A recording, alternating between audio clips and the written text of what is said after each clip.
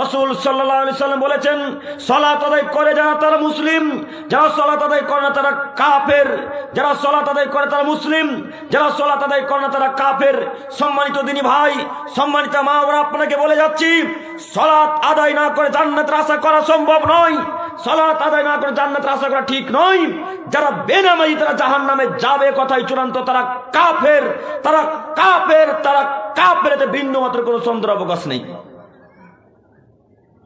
কি দেখাতে চাচ্ছেন নিজেকে আপনি? 5 ওয়াক্ত সালাত আদায় না করে নিজেকে মুসলমান দাবি করেন মানে? একটু এখানে আর একটা কথা বলি, 5 ওয়াক্ত সালাত ফরজ করেছেন কে? আল্লাহ। 5 ওয়াক্ত সালাতের মধ্যে একটা ব্যক্তি 4 ওয়াক্ত সালাত আদায় করে, 1 ওয়াক্ত সালাত আদায় করে না। 5 ওয়াক্ত সালাতের মধ্যে কোন মানুষ 1 ওয়াক্তর সালাত ত্যাগ করে 4 ওয়াক্তর সালাত আদায় করে, এই লোকটা কাফের, এ লোকটা কাফের, এ লোকটা কাফের, এতে বিন্দু মাত্র সন্দেহের কোনো অবকাশ নেই। 4 ওয়াক্ত সালাত আদায় করলে যদি সে কাফের হয় 1 ওয়াক্ত ছেড়ে দেওয়ার কারণে, আপনি তো 5 ওয়াক্ত আদায় করেন, আপনি কিসের মুসলমান? আপনি কিসের মুসলমান? কিভাবে মুসলমান দাবি করেন? শতদিন হরিশ্চন্দ্রপুরের মানুষকে বলেছি, শতদিন মালদার মানুষকে বলেছি, আজ থেকে হিন্দু নাম দেন, আজ থেকে বলে নাম হরে কৃষ্ণ, আজ থেকে বলে নাম জন আব্রাহাম, আজ থেকে বলে ইহুদির বাচ্চা।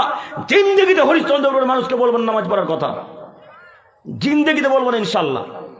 আর আজকের পর যদি আবারও বলেন যে আমার নাম আব্দুর রহমান, আমার নাম আব্দুল করিম, আমার নাম আব্দুল সাত্তার, তাহলে কিয়ামত পর্যন্ত হরিশ্চন্দ্রপুরের মানুষকে আমি বলতে ক্ষমতা রাখি, বলার অধিকার রাখি নামাজকে নিয়ে।